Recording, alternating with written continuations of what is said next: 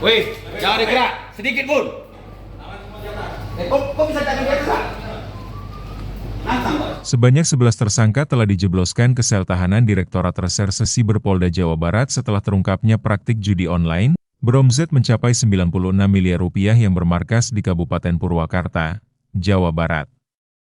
Sementara itu, satu tersangka lainnya berinisial NAL masih buron dan diduga melarikan diri ke Vietnam. Kasubdit 3 Ditresiber Polda Jabar, AKBP Hotmatua Ambarita, mengatakan penyidik masih memburu tersangka yang telah masuk dalam daftar pencarian orang tersebut. Terungkapnya jaringan judi online ini menyita perhatian publik lantaran markas operasionalnya berada di kawasan permukiman padat di Jalan Taman Makam Pahlawan, Kabupaten Purwakarta. Dari pantauan pada Rabu, 22 Juli 2026, sore, bangunan yang sebelumnya tampak seperti toko material itu kini berdiri sunyi.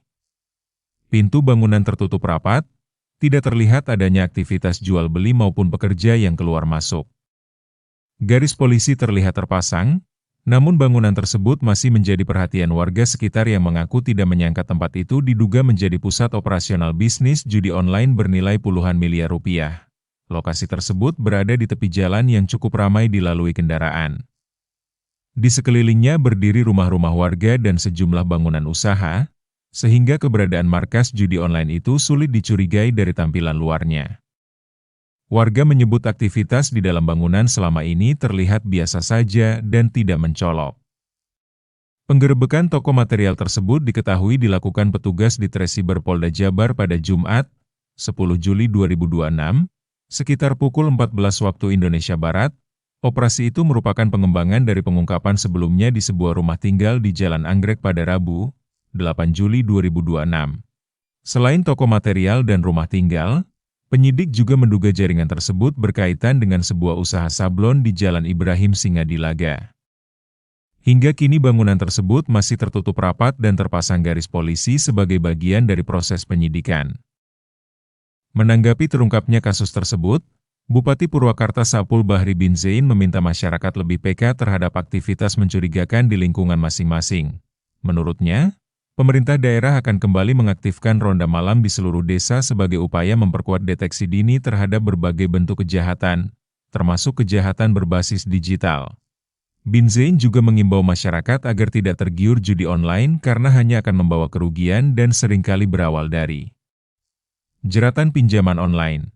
Ia menambahkan, salah satu alasan pemerintah Kabupaten Purwakarta menggagas program nikah hemat adalah untuk membantu masyarakat menghindari beban utang yang berpotensi menyeret seseorang ke pinjaman online hingga akhirnya terjerumus ke judi online. Tapi kan pada akhirnya akan ketahuan tetapi apapun mereka ketika misalnya dia melakukan kejahatan termasuk kejahatan judi online itu akan ketahuan seperti saat ini. Sehingga dengan saya mengingatkan pada seluruh warga masyarakat Purwakarta jika terjadi di sekitarnya tetangganya ada hal-hal yang mencurigakan terkait apapun tindak pidana apapun atau tindak kriminal segera laporkan. Dan Omjen saat ini akan mengeluarkan ISE kepada seluruh desa agar mengaktifkan kembali ronda malam dan gitu, dan menerapkan lagi jam malam untuk anak-anak siswa dan ronda malam untuk menjaga keamanan ketertiban yang ada di desa. Agar apa? Agar semuanya terdeteksi dan terantisipasi sejak awal. Sehingga kalau ada yang mencurigakan itu langsung mereka datang dan menanyakan. Kan gitu. Kalau untuk antisipasi dudol sendiri Pak, untuk warga ada imbauan nggak supaya tidak terjerumus? Ya itu selalu kita himbau. Jadi jangan sampai semuanya terjerumus judi online. Kan gitu, orang kan yang menjudi itu karena dia pengen hidup enak. Karena dia udah gelap mata, karena terpepet. Nah nikah hemat ini sebenarnya salah satu yang tidak terjerat. Kan biasanya judi online itu dari pinjol, dia terjerat, pinjol, akhirnya pengen dapat duit gampang, dia judol. Dan gitu, itu rangkaian yang berkaitan. Nah, nikah hemat ini diantaranya juga salah satu. Dan gitu, sekaligus saja saya mengimbau untuk bagaimana masyarakat Purwakarta jangan sampai terjerat judol. Ada yang kaya dari judol. Oke, siap.